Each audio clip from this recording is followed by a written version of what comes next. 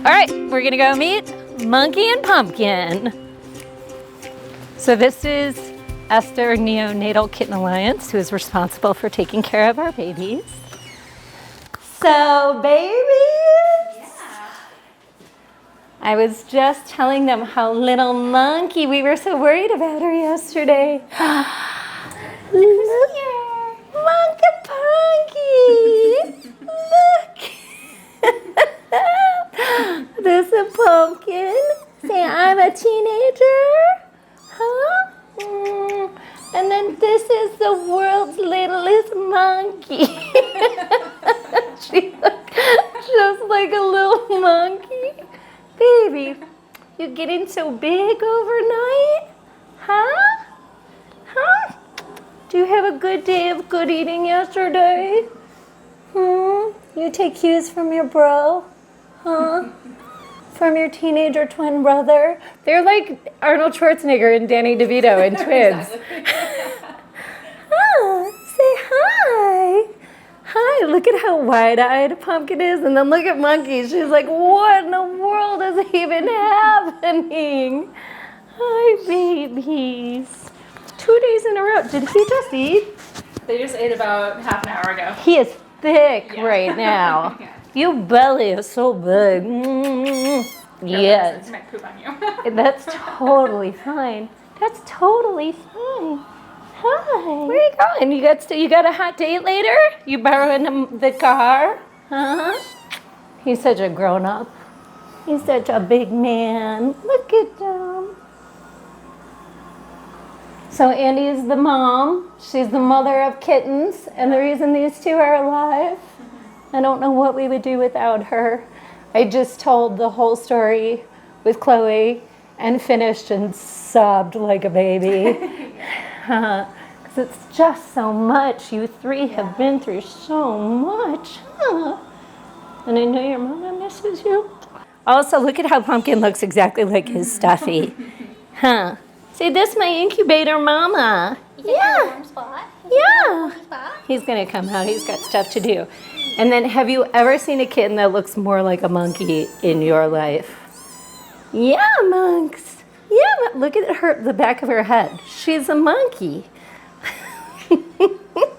Perfect little girl. I'm so proud of you. I was so worried about you yesterday. This girl gained 14 grams overnight. Look at you. You are going to go poo-poos, maybe. Maybe. I love when they do that angry meow. That like, they do it when they have to poop a lot. Yeah, just a very angry little meow. Her eyes just opened a few days ago. She honestly looks better than she did yesterday. Does. Yeah. Her face is filled out a little bit.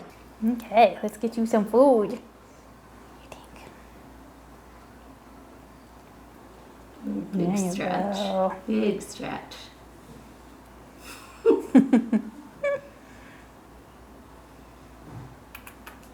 That's all you wanted? You want more? There you go. Good boy. Good boy. He's like, I got a tiny bit of space in the gas tank. Fill it up. You want more?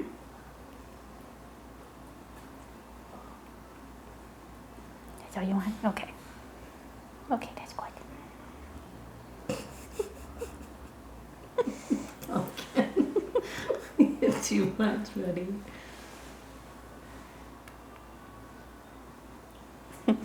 He's like, I want it, but I have no more room. Like, seriously, he's like a giant pear right now. We are now at Esther Neonatal Kitten Alliance with the babies. This is little Monkey, and this over here is not so little Pumpkin. It's crazy to believe that these two are twins because Pumpkin is very, very large and Monkey is still a little monkey. But they're both doing great. And the reason they're doing great is Andy Bingham, who is the founder and director, caregiver, supermom, all things here at Esther. So, Andy, do you want to tell us where you got your experience in kitten care and why you decided to start what must be one of the most difficult jobs in the world? Yeah, so I've been working with bottle baby kittens for about 6 years. I got my start at a rescue that I worked at in New York. I only did bottle babies a few times up there because the need isn't so great in the Northeast. But when I moved to Asheville, it was just orphaned newborn kittens everywhere. So I started this organization because there's so many other really fantastic rescue organizations in our region. But even the organizations who have the best funding and great staff and really fantastic programs often still struggle to find the resources and time and skills to take care of neonates. So I started this organization to support other rescues and make sure that these tiny, tiny, fragile creatures who need just a very high level of skills and time and resources have what they need to get the best chance to survive. So where does the name come from and what is a typical day for you? I know you had mentioned that you haven't slept for more than 2 hours in probably 3 years now. Right. And I think people might think that's an exaggeration, and it is not. I've done neonatal care and even in the very best hands, there's a high risk of them not making it. Yes. So in addition to the physical toll, the emotional devastation that goes along with it takes a very certain kind of person. So we named the organization after a kitten named Esther. She was one of the first kittens that I cared for when I moved down south. Esther had a lot of health challenges, and I ended up partnering with another foster parent who was more experienced than me at the time to make sure that Esther got everything she needed. So when we were building this organization that was really based around partnership and learning everything that you can and just, really putting in all of the effort needed to just really go above and beyond for these kittens, this one particular kitten, Esther, just really embodied everything that we want this organization to be about. So we named the organization after her.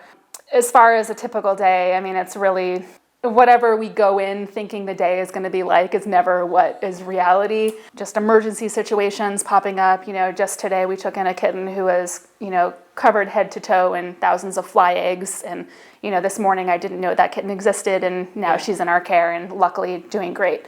But those types of emergencies happen all the time, and it's just kind of a matter of trying to create a system where we have minimal emergencies so the things that truly are emergencies are able to be dealt with.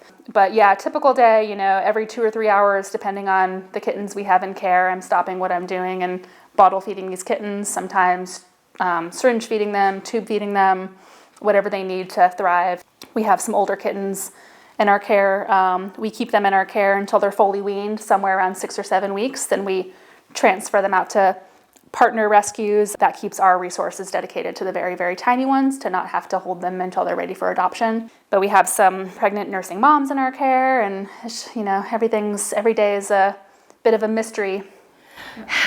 Yes, that sounds familiar as someone that cares for close to 50 animals. And I love that you named your rescue after a kitten. Mine, Sweet Bear Rescue, is actually named after my dog, Nala, who I always called Bear. And I knew if I rescued animals that I would incorporate Bear into the title. So I think that's a really lovely tribute. So where are you located? How can people find you? But much more importantly, how can people help in terms of donating items, donating funds, volunteering? What kind of help do you need?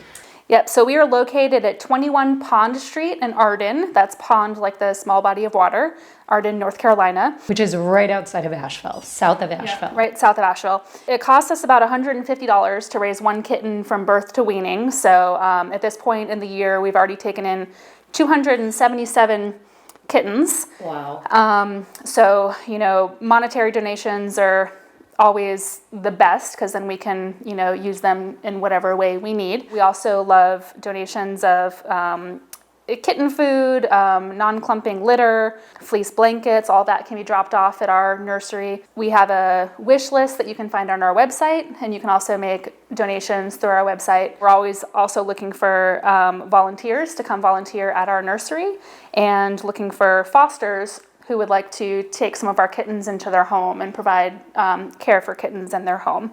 So what are the best ways to find you to donate funds? Let's talk money. Yeah. So the best way would be to either stop by our nursery at 21 Pond Street in Arden, or to do it through our website. We have a donate button on our website. And the website is? kittenalliance.org. Okay, and that is your Instagram handle as well as Kitten Alliance? Kitten Alliance is where you can find us on Instagram and on Facebook. Okay, awesome. So I was saying earlier when I talked about Chloe that I had just been posting updates of what was going on with her, and you literally offered to take these guys in. So it's not like I had to hunt you down. So considering that you have taken in hundreds of kittens already, and you offered, and you really are the reason these two are alive, I just feel like I will forever be in your debt and grateful to you, because Chloe's story is unimaginable. Just even talking about it makes me tear up, because I just can't imagine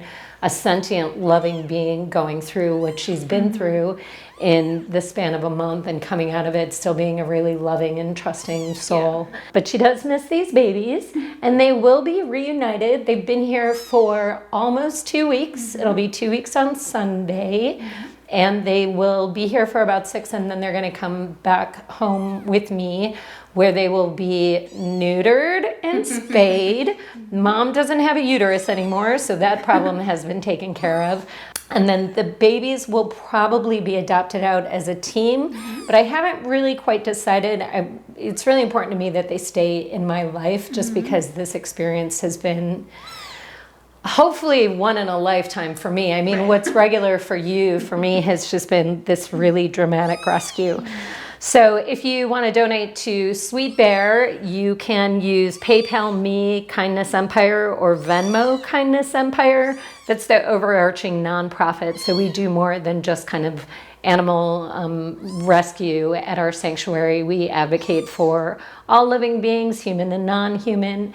So that's how you can help us out. But really, right now, any way you can support Andy and what she's doing would be awesome. And you can come and visit, and it's a really magical place. And look, monkey. And monkey. You two did so good. Huh? You were biting me. Yeah, she's hungry. Yeah. Do you want to swap them out? Yeah, let's see if she wants some more. I think she does. You already got another. She got tiny little teeth, and she's biting We already me. got another drink, but you can have as much as you want because you're so tiny. No more? Oh, there you go. That's so much better. Yesterday she wouldn't. Yeah, she wasn't latching, and now she's like, oh yeah, you do the little making biscuits even. Yeah, we're gonna do that. That thing we gave them yesterday that seemed to perk her up. I'm gonna do that for 3 whole days. The sub-Q fluids and the B12. Fluids, the B12, and the antibiotics, and just do it for 3 days and try to knock out whatever it is that's going on. Get you Yeah, nice and 'cause fat. she was eating, she just wasn't putting any weight on. So for a kitten of this size, that, you know, could lead to a downhill turn very, very, very quickly. Oh, look at you. Also, it helps when you have baby kittens. More? You want more? You can have all the meals you want, kid. Yeah, she's like, yesterday was rough. I'm starving. God, I can't even handle your perfect little face right now. Are you guys ready for this?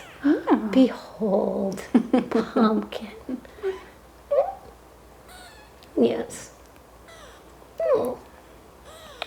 Oh.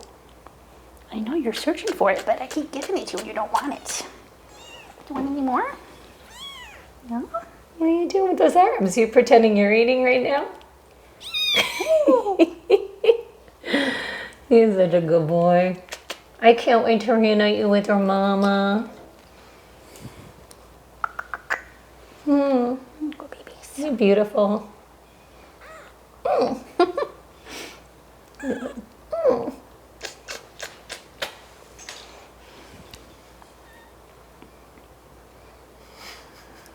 Yeah. It's just insane how cute they are, isn't it? And so strong. I mean, 2 days old without their mom. They're like tiny little miracles. They really are. And Andy keeps saying like, oh, these two are so great because they're healthy. And I'm like, 2 days old.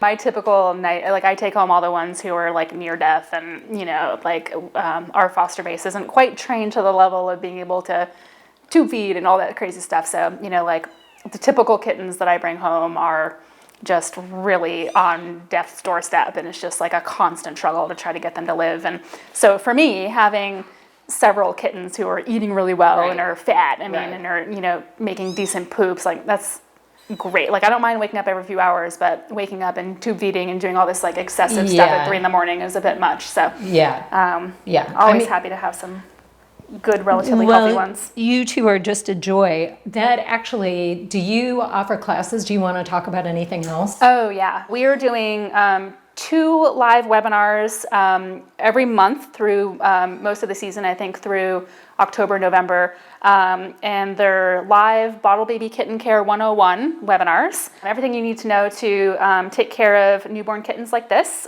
from birth to weaning. And there's a chance for you to ask questions and everything like that. We are going to be attempting for the rest of the season to create kind of a in-person webinar hybrid. So now that it's safer for people to get together, we're going to try to do some in-person classes at the same time. You can learn more about those on our website at kittenalliance.org or through Facebook. We'll be announcing them once we have the live webinar hybrid thing.